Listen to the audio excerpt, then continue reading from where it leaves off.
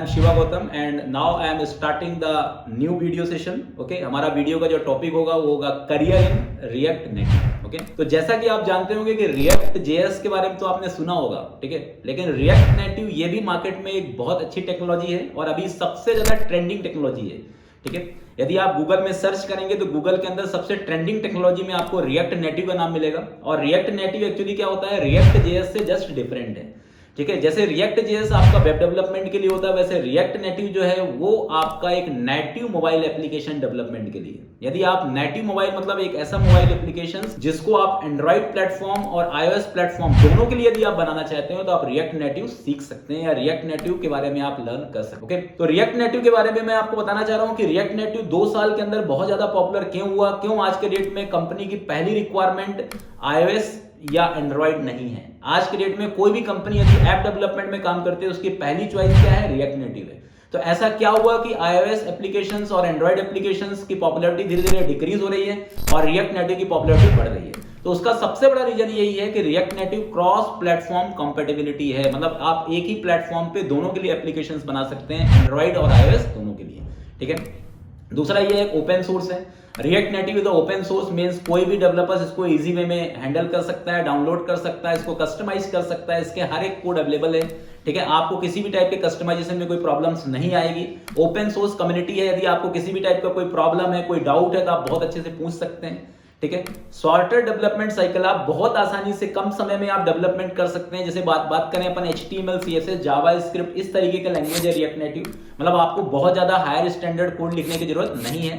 ठीक है, इसके बाद आपका फोर्थ इंपॉर्टेंट पॉइंट ये है कि इसके अंदर लाइव अपडेट्स कर सकते हैं, मतलब यदि आपने आज अपडेट किया तो कल ही आपका एप्लीकेशन क्या हो जाएगा, फ्रीक्वेंटली अपडेट हो जाएगा।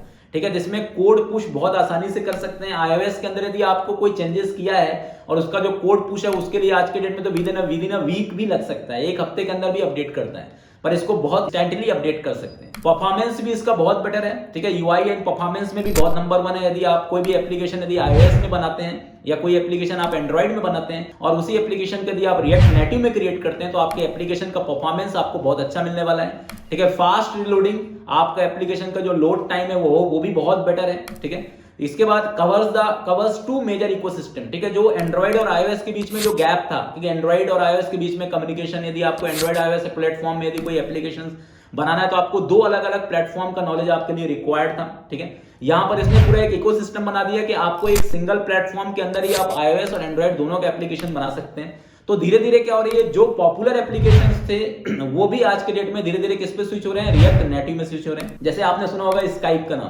तो स्काइपे जो है आपका वो पहले iOS और एंड्रॉइड इन दोनों के नेटिव एप्लीकेशंस पे सेपरेटली काम करती थी। आज के डेट में स्काइप का जो आपका एप्लीकेशन है ये पूरी तरह से रिएक्ट नेटिव में रिप्लेस हो चुका है। फेसबुक तो पूरी तरह से रिएक्ट नेटिव में ही है, फेसबुक मोबाइल एप्लीकेशंस डाउनलोड करते हैं तो वो पूरी तरह से रिएक्ट नेटिव में बना हुआ है। इंस्टाग्राम रिएक्ट नेटिव बना हुआ है क्योंकि इंस्टाग्राम और फेसबुक ने ही रिएक्ट नेटिव को बनाया है। ठीक है, रिएक्ट नेटिव फेसबुक और इंस्टाग्राम से ही डिराइव्ड क्या है, आपकी टेक्नोलॉजी है।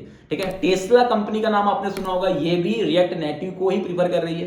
ठीक है, तो जितने भी बहुत अच्छे अच्छे जो ब्रांड हैं वो रिएक्ट नेटिव को प्रीफर कर रहे हैं। उसका सबसे बड़ा रीजन यही है कि it is a open source and it is a fastest as compare to Android and iOS application develop. तो यदि आप रिएक्ट नेटिव में अपना करियर बनाना चाहते हैं तो आपको उसके लिए क्या सीखना होगा, तो रिएक्ट नेटिव में करियर यदि आप बनाना चाहते हैं तो इसके लिए आपको पहले HTML CSS और जावास्क्रिप्ट आपको बहुत अच्छे से आना चाहिए। जावास्क्रिप्ट के साथ अभी रिएक्ट नेटिव में टाइप स्क्रिप्ट भी आ चुका है तो आप टाइप स्क्रिप्ट सीखिए और उसके बाद फिर आप रिएक्ट नेटिव सीखिए। तो ये आप बहुत ही आसानी से सीख सकते हैं, विद इन 2 और 3 मंथ्स आप रिएक्ट नेटिव के एक्सपर्ट बन सकते हैं यदि आप इन सभी टेक्नोलॉजीज को बहुत अच्छे से सीखते हैं। ठीक है, रिएक्ट नेटिव के अंदर का जो करियर ऑप्शन ये है कि जॉब रिक्वायरमेंट क्या है, तो मैं आपको अभी रिसेंट सर्वे बता देता हूं कि मार्केट के अंदर 10,000 प्लस रिएक्ट नेटिव जॉब्स अभी अवेलेबल हैं इंडिया के अंदर। ठीक है, वर्ल्ड वाइड तो इससे ज्यादा ही होंगे।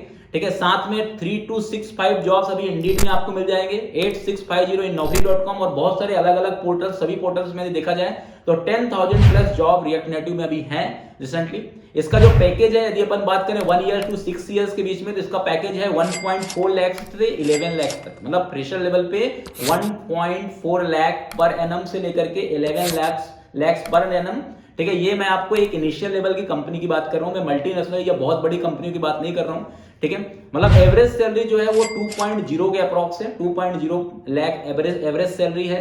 रिएक्ट नेटिव की। और रिएक्ट नेटिव में कोई भी जो डिजाइनर है, मतलब जो ग्राफिक प्रोफाइल या यूआई प्रोफाइल से जो बंदा बिलोंग करता है वो भी इसके अंदर आ सकता है, ठीक है। बैकएंड डेवलपर्स भी इसके अंदर स्विच कर सकते हैं, और रिएक्ट जेएस में जो लोग काम कर रहे हैं वो भी रिएक्ट नेटिव के अंदर स्विच कर सकते हैं, ठीक है। तो रिएक्ट नेटिव का ये आपका पूरा का पूरा क्या है, आपका करियर ग्राफ है। मैंने आपको कंपनी के बारे में बता ही दिया कि कौन कौन सी कंपनियां रिएक्ट नेटिव में वर्क करती हैं, ठीक है। तो सैलरी स्ट्रक्चर भी बहुत अच्छा है इसके अंदर, ठीक है। इसके अंदर जो टॉप कंपनी, यदि आपका डिजायर्ड कंपनी कोई मल्टीनेशनल कंपनी है तो वहां पर भी आप रिएक्ट नेटिव में जा सकते हो, क्योंकि product based company react native में काम कर रही है, ठीक है। तीसरा पॉइंट ये है कि आप बहुत आसानी से इसको सीख सकते हैं, ठीक है। यदि आपको लगता है कि आपको कम प्रोग्रामिंग के अंदर ज्यादा से ज्यादा चीजें अचीव करना है, आपको एक ऐसी लैंग्वेज सीखनी है जिसके थ्रू आप दोनों टाइप के एप्लीकेशन, एंड्रॉइड और आईओएस दोनों के एप्लीकेशंस बना पाए, तो रिएक्ट नेटिव आपके लिए बेस्ट टेक्नोलॉजी है। आप इसको अच्छे से सीख सकते हैं, इसका करियर बहुत अच्छा होने वाला है, क्योंकि आपको पता है कि आज के डेट में 90% जो ट्रैफिक है वो किसके अंदर है, मोबाइल एप्लीकेशंस में। 90% लोगों को कुछ भी ऑपरेट करना होता है। इवन आज के डेट में यदि आपको पर्टिकुलर्स, आपको कोई शॉपिंग करनी है,